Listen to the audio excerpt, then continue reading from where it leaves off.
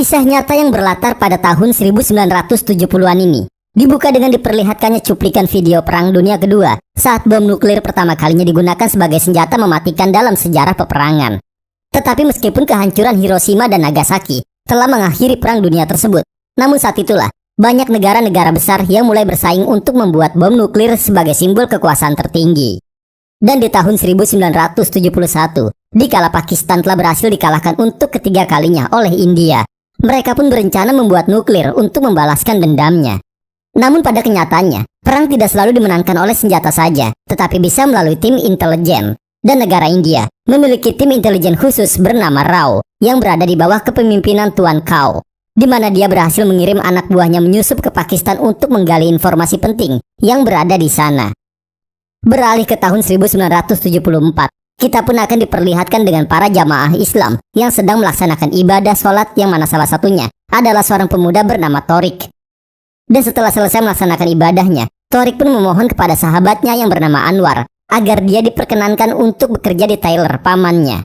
Dan karena Torik sangat rajin beribadah, pemuka agama yang bernama Maulvi Saab berpesan kepada Anwar untuk bersedia membicarakan masalah ini kepada pamannya, yaitu Momin.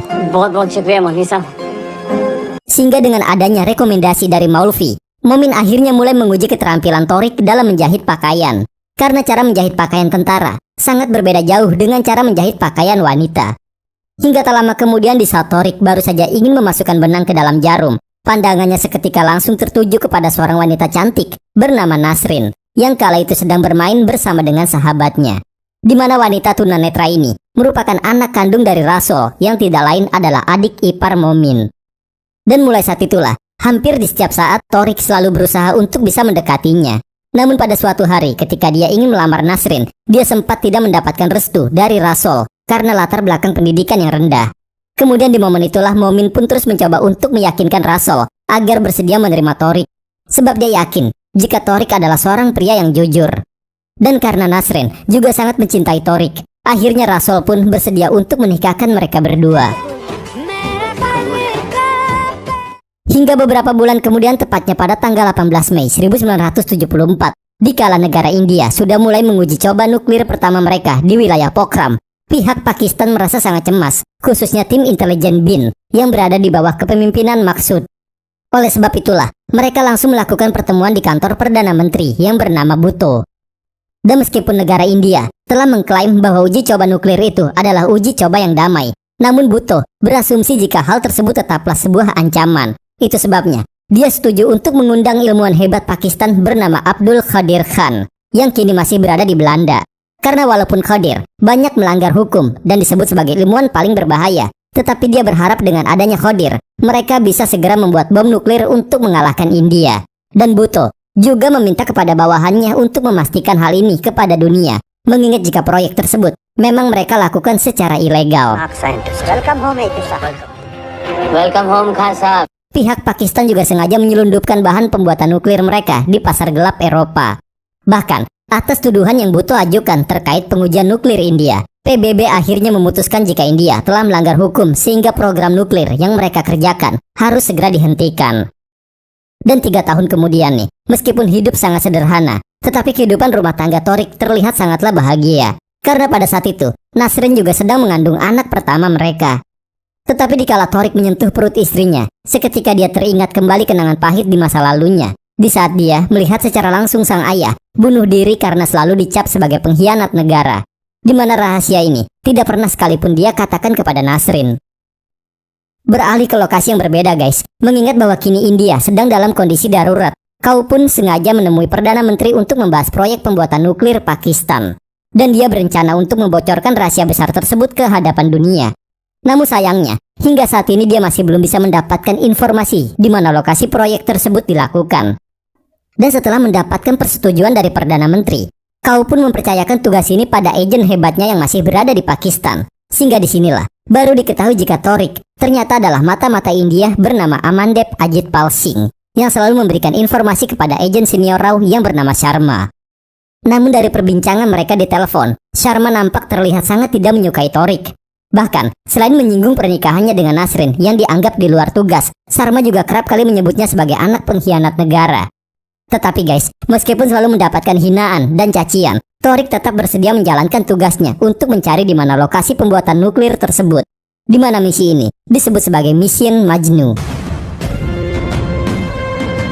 Dan meski banyak yang pesimis terhadap kinerja Torik karena kesalahan ayahnya yang telah menjual informasi kepada tentara Pakistan, namun kau yakin jika hanya Toriklah orang yang paling tepat untuk menjalankan misi tersebut, mengingat bahwa dia adalah murid terhebat di sejarah akademi. Lalu sesuai perintah yang diberikan oleh Sharma, di keesokan harinya Torik pun pergi ke sebuah kedai untuk menemui agen lainnya yang bernama Aslam. Tetapi di pertemuan pertama mereka sempat berdebat karena Aslam juga sempat menyinggung pernikahannya. Lalu sebelum pergi Torik pun menjelaskan bahwa dia hanya memerlukan uang sebab selama bertugas dia tidak pernah menggunakan senjata. Namun meskipun Aslam sangat tertarik dengan sikap Torik yang tidak terlalu banyak berbicara, tetapi Sharma masih saja tetap tidak mempercayainya. Oleh sebab itulah, dia memerintahkan Aslam untuk selalu mengamati pergerakan Torik. Bahkan dia berpesan kepada Aslam untuk tidak ragu membunuhnya jika Torik berbuat kesalahan. Dan lanjut cerita nih, di saat Torik diminta oleh Momin untuk mengantarkan seragam brigadir yang baru saja selesai dijahit. Di tengah perjalanan dia sengaja membuang beberapa kancing pada seragam tersebut. Sehingga di saat brigadir mengajukan keluhan kepada Momin, dia memiliki kesempatan untuk bisa datang ke rumahnya dengan dalih ingin memperbaiki seragamnya. Kemudian di sanalah, dengan berpura-pura lugu, Torik pun mengatakan bahwa jika anaknya lahir nanti, dia akan menjadikannya seorang tentara agar bisa melawan India. Sehingga dari percakapan singkat itulah, dia berhasil mendapatkan sedikit informasi terkait ilmuwan Pakistan yang sengaja didatangkan dari luar negeri. Namun sayangnya, dia masih belum bisa mengetahui di mana lokasi tepatnya proyek tersebut dijalankan. Karena brigadir itu hanya mengatakan jika proyeknya tersebut dilaksanakan di wilayah mereka. Dan agar dapat mengetahui identitas ilmuwan yang dimaksud, Torik memutuskan datang ke Perpustakaan Nasional untuk mencari informasi dari beberapa surat kabar yang lama. Sehingga dia pun mulai mendapatkan beberapa nama yang dia curigai. Bahkan, dia hingga sengaja membeli buku terkait pembuatan nuklir. Namun nampaknya, dia sama sekali belum bisa mendapatkan petunjuk. Hingga tak lama kemudian dikala Nasrin mengatakan bahwa dia ingin menggunakan toilet duduk buatan Eropa, Torik pun mulai menyadari satu hal terkait ucapan brigadir yang pernah mengatakan jika ilmuwan tersebut berasal dari luar negeri. Hingga keesokan harinya dia pun datang ke beberapa toko untuk mencari toilet duduk. Dan dari salah satu penjual yang dia datangi, ada yang menjelaskan bahwa toilet duduk memang sangat sulit ditemukan di negara mereka. Itu sebabnya dia harus mengimportnya terlebih dahulu ketika beberapa tahun yang lalu dia mendapatkan pesanan dari pemerintah. Dan setelah mendengar penjelasan yang dikatakan, Torik yakin jika toilet itu dahulu dipasangkan di rumah ilmuwan tersebut mengingat jika dia memang berasal dari luar negeri. Lalu ketika sudah mendapatkan alamat lengkapnya, tanpa membuang-buang waktu Torik pun segera menuju ke sana. Dan beralih ke lokasi yang berbeda guys, setelah hasil pemilu telah diumumkan, jabatan Perdana Menteri lama kini telah resmi jatuh ke tangan seorang pria parubaya bernama Morarji Desai. Namun dengan terpilihnya Morarji sebagai Perdana Menteri yang baru, kebijakan terkait keamanan negara pun ikut berganti sesuai perintahnya. Di mana dia meminta kepada kau untuk segera menghentikan misinya yang dianggap hanyalah sebuah teori konspirasi yang mampu menghancurkan hubungan antar negara. Dan agar Morarji mengerti situasi genting yang terjadi, kau sempat menjelaskan bahwa kini Israel juga sedang mencari di mana lokasi proyek tersebut dilakukan. Karena pihak Israel berasumsi jika nuklir itu nantinya akan dijadikan senjata bagi kelompok teroris untuk memicu perang dunia ketiga.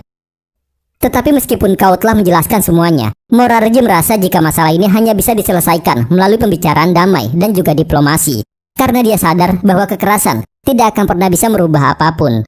Tetapi meski telah mendapatkan tentangan dari Perdana Menteri, namun kau masih bersikeras untuk melanjutkan misinya secara diam-diam. Bahkan, dia hingga sengaja mengundurkan diri dari Rao agar perhatian Morarji tidak terus tertuju pada Rao. Kita kembali ke penyelidikan Torik nih. Untuk bisa melewati deretan penjaga yang bertugas, Torik pun berpura-pura menjadi tukang ledeng agar dia diperbolehkan masuk ke area komplek perumahan militer tersebut. Dan di saat dia baru saja ingin masuk ke dalam rumah yang dia tuju, tiba-tiba dia diajak untuk menikmati secangkir teh oleh seorang wanita parubaya. Di mana menurut keterangannya tetangganya yang sedang Torik cari sudah 7 bulan pindah ke tempat yang lain. Dan si nenek juga menjelaskan bahwa keluarga itu tidak pernah bersosialisasi sehingga dia hanya mengetahui jika suaminya bernama Khan. Tetapi meskipun dia sendiri tidak mengetahui apa pekerjaan mereka, namun dia seringkali melihat ada kendaraan pemerintah yang datang untuk menjemput mereka di setiap pagi hari. Dan agar bisa mendapatkan informasi lebih jelas, Torik sempat mencoba bertanya kepada cucu si nenek yang bernama Gulu terkait hubungannya dengan kedua anak ilmuwan tersebut.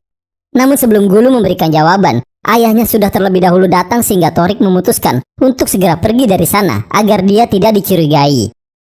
Hingga tak lama kemudian setelah dia mendapatkan informasi jika istrinya telah dilarikan ke rumah sakit, Torik pun merasa sangat cemas.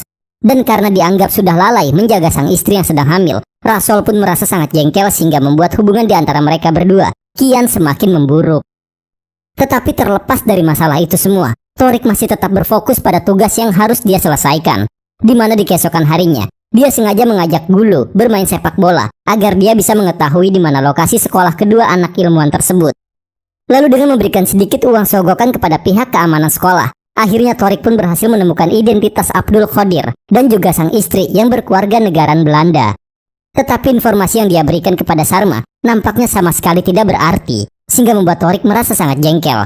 Bahkan, Sarma sempat menegaskan jika anak Torik lahir nanti, dia juga akan memiliki darah pengkhianat sama seperti kakeknya. Dan tak lama setelah Torik ingin pergi dari tempat rahasianya, secara tiba-tiba dia sudah dihadang oleh Rasol yang memang sudah lama mencurigainya. Di mana penghadangan tersebut disaksikan langsung oleh Aslam dari kejauhan.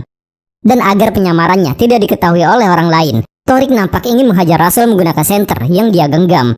Namun nampaknya, semua tidak seperti yang dia khawatirkan. Sebab ternyata Rasol hanya berasumsi jika Torik memiliki wanita simpanan sehingga dia berkomunikasi secara diam-diam. Tetapi karena Aslam sudah terlanjur salah paham, dia malah menginformasikannya kepada Sarma jika penyamaran Torik telah terbongkar. Oleh sebab itulah, Sarma memerintahkan Aslam untuk segera membunuh Torik. Hingga tak lama kemudian dikala Torik mendengar ada seseorang yang mengetuk pintu rumahnya berulang kali, dia segera mencoba untuk memastikannya sambil membawa sebilah pisau. Lalu bersama dengan dibukakannya pintu tersebut, tanpa berpikir panjang Aslam pun langsung melesatkan beberapa timah panasnya. Lanjut cerita guys, meskipun Pakistan merupakan negara demokrasi, tetapi pada kenyataannya, militerlah yang memegang penuh kekuasaan negara sehingga pada saat itu, Jenderal Zia-ul Haq yang dikenal licik dan juga radikal, bisa dengan mudah menangkap Perdana Menteri atas tuduhan penggelapan uang. Lalu di hari itu jugalah, Nasrin terlihat sedang bersedih melepaskan kepergian orang yang sangat dia cintai. Tetapi kesedihan tersebut bukanlah diperuntukkan bagi Torik, melainkan ayahnya sendiri, yang telah meninggal dunia akibat dibunuh oleh seorang pencuri. Sehingga bersama dengan pandangan Torik yang melihat ke arah Aslam, barulah diketahui jika pada malam itu, Rasol lah yang Aslam bunuh. Dan Torik mendapatkan kabar duka tersebut dari Momin yang sengaja datang ke rumahnya. Dan karena Torik sadar jika Aslam lah yang telah membunuh ayah mertuanya, dia pun langsung menghajar Aslam berulang kali. Hingga tak lama kemudian, Maulvi Sab pun datang untuk menjelaskan jika Aslam hanya berniat untuk menyelamatkan Torik. Sebab dia berasumsi jika Rasol telah mengetahui penyamarannya. Bahkan, Aslam hingga berani menentang perintah Sarma untuk yang pertama kalinya. Sehingga disinilah, Torik juga baru mengetahui jika Maulvi Sab sebenarnya adalah agen senior bernama Raman Singh yang sudah 9 tahun menyamar di Pakistan. Itu sebabnya, dia menyarankan kepada Torik untuk mau bekerja sama dengan mereka berdua. Beralih ke lokasi yang berbeda, setelah pengunduran diri yang dilakukan oleh Kau, Rau pun kini berada di bawah kepemimpinan Santos. Dan menurut informasi yang didapatkan, pembuatan nuklir tersebut nyatanya berada di wilayah Quetta, sehingga pihak Israel telah berencana untuk segera menghancurkannya. Sementara dengan longsornya Bhutto sebagai Perdana Menteri, Pakistan pun kini resmi berada di bawah kepemimpinan Zia-ul Haq. Dan pada malam itu, dikala Torik sedang berada di rumah Momin, Momin pun sempat menjelaskan bahwa sebenarnya dia sedang bersedih karena dia sudah kehilangan pesanan 400 seragam militer baru yang telah diambil oleh Hamid. Dan setelah mendengar penjelasan tersebut, Torik memutuskan untuk langsung pergi meninggalkan istrinya di rumah Momin, sehingga membuat Nasrin mulai merasa ada sesuatu hal yang telah Torik sembunyikan darinya. Tetapi bersamaan dengan berjalannya misi yang masih dilakukan, hubungan antara kedua negara tersebut nampaknya kini sudah mulai membaik, di mana hal itu terlihat jelas dikala Morarji berbicara dengan Zia-ul Haq melalui panggilan telepon untuk membicarakan masa depan negara mereka. Kita kembali ke Torik nih guys, karena dia yakin jika seragam khusus yang dibuat oleh Hamid diperuntukkan bagi petugas yang bekerja di proyek. Dia pun sengaja datang menghampiri Hamid untuk menggali informasi di mana seragam tersebut akan diantarkan. Namun sayangnya, dia masih belum bisa mendapatkan petunjuk apapun, sebab menurut penjelasan Hamid, para tentara itulah yang nantinya akan mengambil barangnya sendiri. Lalu mengingat bahwa Israel bisa menyerang melalui udara kapan saja, waktu yang mereka miliki pun kini semakin sedikit. Karena jika pihak Israel hingga salah menentukan lokasi, maka misi mereka untuk mengungkap proyek pembuatan nuklir tersebut juga akan ikut gagal. Dan setelah berpikir sesaat, Torik akhirnya mendapatkan ide cemerlang yang bisa mereka bertiga lakukan. Hingga keesokan harinya, dikala para tentara yang mengambil seragam tersebut sedang berada di tengah perjalanan, laju mereka seketika dihadang oleh agen India yang sengaja menyamar sebagai jenderal Pakistan.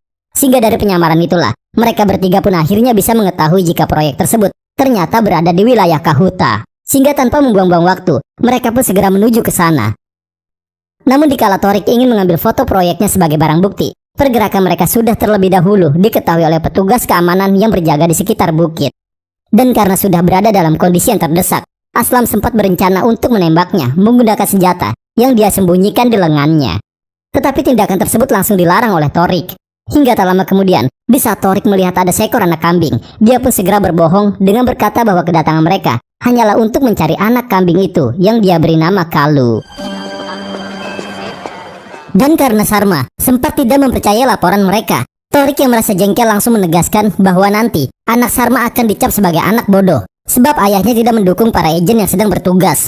Sehingga sepanjang sejarah nanti, Sarma juga akan terus dikenal sebagai petugas raw yang tidak memiliki wawasan yang membuat negaranya hancur. Dan setelah merenungkan ucapan Torik, Sarma akhirnya memberikan mereka kesempatan selama 48 jam untuk bisa memberikan bukti nyata bahwa proyek tersebut benar berada di Kahuta sebelum pihak Israel menghancurkan wilayah Quetta. Sebab jika Israel hingga salah sasaran, maka Pakistan bisa saja mengarahkan nuklirnya ke arah Delhi sebagai bentuk perlawanan. Dan mengingat jika mereka tidak memiliki pilihan lain, Torik berencana untuk kembali ke bukit meski dia harus mempertaruhkan nyawanya. Karena meskipun keluarganya dulu dicap sebagai pengkhianat oleh warga India, namun dia ingin tetap membalas jasa kepada orang-orang yang telah membantunya, seperti pahlawan Sardar, Pastor Joseph yang menyekolahkannya, dan juga kau yang telah melatihnya selama ini. Oleh sebab itulah, dia akan melakukan apapun untuk bisa melindungi negaranya. Hingga beberapa hari kemudian, dikala Torik sedang berada di rumah sakit untuk memeriksa kondisi kesehatan bayinya, tanpa disengaja dia mendengar ada seorang dokter yang menjelaskan bahwa sinar radiasi yang kuat bisa menyerap ke dalam tubuh jika orang lain tidak menggunakan pakaian khusus. Dan setelah mendengar penjelasan tersebut, Torik langsung mengajak kedua rekannya untuk pergi ke barbershop Salim, di mana barbershop itu adalah satu-satunya tempat yang berada di wilayah Kahuta. Lalu setelah dia melihat sudah ada banyaknya rambut tentara yang berserakan di lantai, dia pun segera memberikan isyarat kepada kedua rekannya yang berada di luar. Dan sesuai dengan rencana yang telah dibuat sebelumnya, mereka berdua pun langsung berpura-pura berkelahi agar menarik perhatian semua orang yang berada di sana. Sehingga di momen itulah Torik memiliki kesempatan untuk bisa mengambil sampel rambut tersebut tanpa dicurigai. Lalu setelah berhasil mendapatkan barang bukti yang dia inginkan, Torik pun berencana untuk langsung mengirimkannya ke India. Tetapi karena Lahore merupakan wilayah perbatasan, stasiun Lahore pun dijaga sangat ketat oleh petugas Pakistan, sehingga membuat kedua rekan Torik merasa sangat cemas. Namun tanpa memperdulikan keselamatannya, Torik meminta kepada rekannya untuk menunggunya di perbatasan kereta di wilayah Banu. Sementara dirinya akan tetap masuk ke dalam stasiun menjalankan tugasnya. Lalu dikala dia melihat bahwa petugas tidak diperbolehkan untuk memeriksa sorban kepala penumpang, dia pun sengaja mencuri sorban yang berada di sebuah kursi untuk menyembunyikan barang buktinya. Bahkan, dia juga terpaksa harus memukul seorang pria yang berada di dalam toilet hanya agar bisa mencuri paspornya. Dan di saat dia diminta untuk melepaskan serbannya, Torik sengaja membuat keributan yang mampu memancing amarah penumpang yang lainnya. Sehingga dia pun akhirnya bisa masuk ke dalam kereta seperti yang dia rencanakan.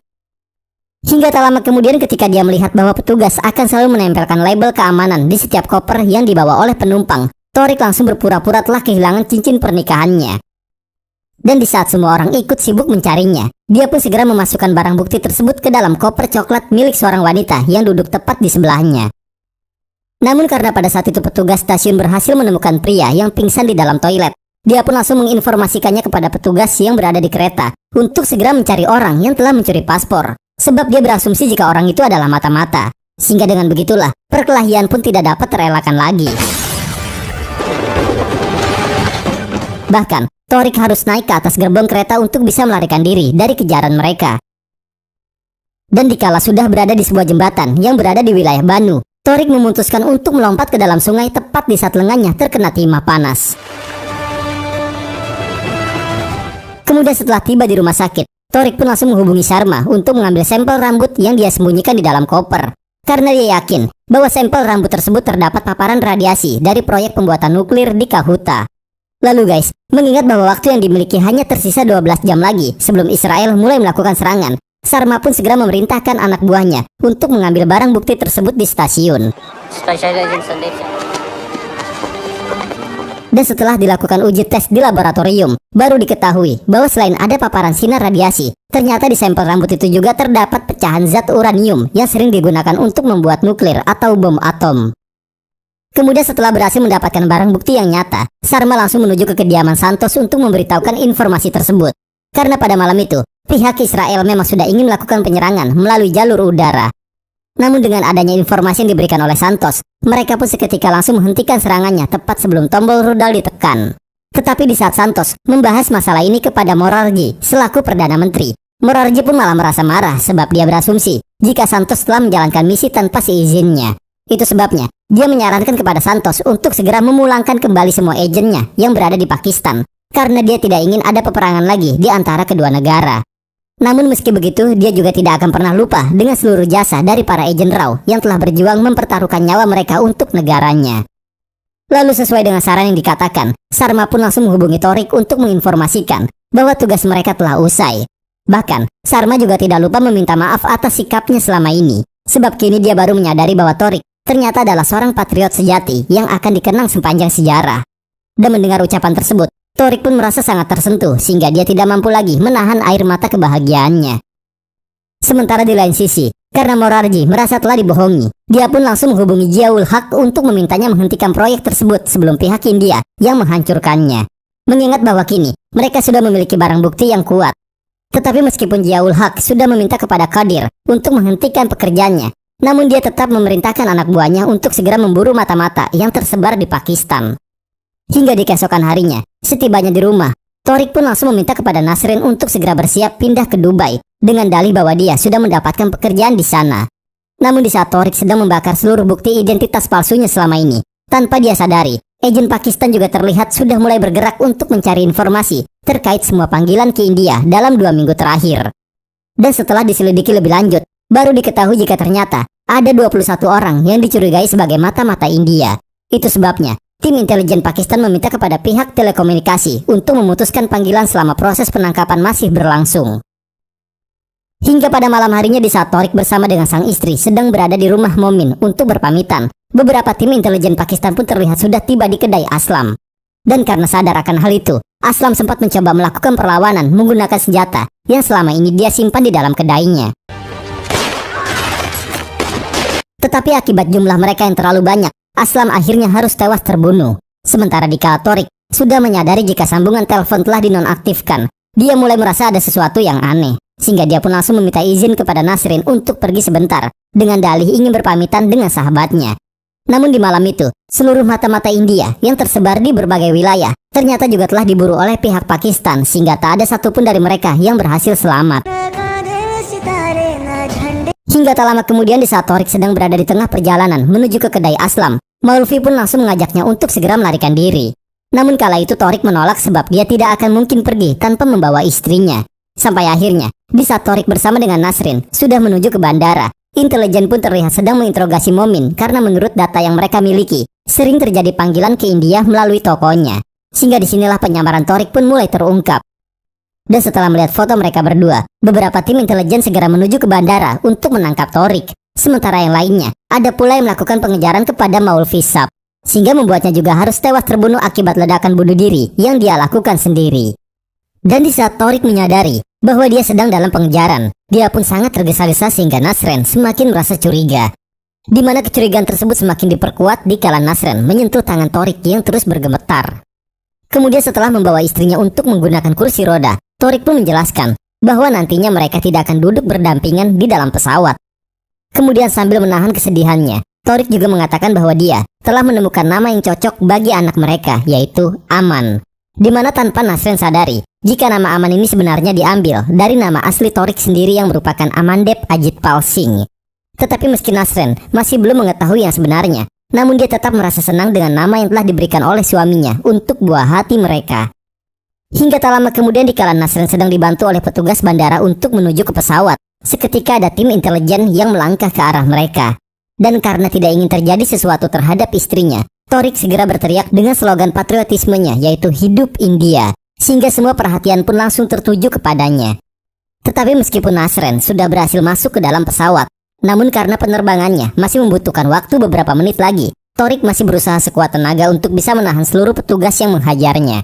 Sampai akhirnya, dikala dia melihat papan informasi yang menyatakan jika gerbang telah ditutup, dia pun kembali melakukan perlawanan, sehingga dia harus mengalami banyak luka akibat lesatan timah panas yang bersarang di tubuhnya. Tetapi meski dia harus kehilangan nyawanya, namun Tariq merasa sangat senang karena paling tidak dia bisa memastikan jika istri dan anaknya akan baik-baik saja, sehingga sang anak tidak akan besar di Pakistan dengan nasib yang sama dengan dirinya. Dan singkat cerita nih, setibanya di bandara Dubai, dengan penuh perasaan cemas, Nasrin terlihat masih tetap menanti kehadiran suaminya yang tak kunjung tiba. Hingga tak lama kemudian Kau pun datang menghampirinya untuk menyerahkan surat yang sebelumnya pernah Tariq berikan kepadanya. Di mana pada pembukaan surat tersebut, Tariq langsung menjelaskan bahwa di saat Kau membacakan surat itu, maka artinya dia sudah tidak ada di dunia lagi. Kemudian melalui surat yang dia tulis, Tariq pun akhirnya menjelaskan semua rahasia besarnya kepada Nasrin. Tetapi guys, atas pengorbanan yang dilakukan oleh seluruh para agen India, proyek pembangunan nuklir Pakistan akhirnya dapat terungkap di hadapan dunia, sehingga mereka dilarang untuk menguji nuklir hingga 20 tahun ke depan. Di mana hal ini sangat jauh berbeda dengan India, yang pada tahun 1998 berhasil menguji coba nuklir kedua mereka di wilayah Pokhran. Dan meski Jenderal Ziaul Haq terus menentang kebenaran tersebut, tetapi pada tahun 2004, Qadir sendirilah yang mengakuinya di hadapan media, sehingga pihak Pakistan terpaksa harus menjual teknologi nuklirnya kepada negara Korea Utara dan juga Iran. Lalu guys, bersama dengan berkibarnya bendera kebangsaan India, film pun berakhir. Oke guys, Mission Majnu adalah film thriller mata-mata India yang disutradarai oleh Santanu Bagchi dan diproduksi oleh Roni Skrewala, Amar Butala dan Garima Mehta. Di mana film ini dibintangi oleh Siddharth Malhotra dan juga Rasmika Madana. Film ini menghadapi banyak penundaan. Pertama, dijadwalkan untuk rilis teater pada tanggal 13 Mei 2022. Dan kemudian 10 Juni di tahun yang sama sebelum ditunda tanpa batas waktu. Akhirnya, rilis teatrikal film tersebut dibatalkan dan dirilis langsung di Netflix pada tanggal 20 Januari 2023. Awal cerita film ini dibuka dengan narasi yang bagus. Jam pertama yang mencekam, cerita baru bertema patriotik, kejelasan narasi, tetapi mulai meresap dan setiap adegan berikutnya dapat diprediksi. Mission Majnu ini hampir sama seperti Razi yang diperankan oleh Ali Abad. Hanya saja, misi Tariq alias Amandep yang berbeda, yaitu menemukan fasilitas nuklir ilegal Pakistan dan melaporkannya ke India. Kelemahan dalam film ini adalah koreografi fighting dan juga virtual efeknya. Satu hal yang membuat gue respect ada pada karakter Tariq yang diketahui seorang agen dari India. Tetapi tetap saja, Tariq ini setia pada cintanya, di mana dia menghormati dan menghargai cintanya meskipun cintanya berasal dari negara musuhnya. Film patriotik yang indah tetapi tidak dengan patriotisme gaya lama. So, gimana pendapat kalian tentang film ini? Berikan ulasannya di kolom komentar ya.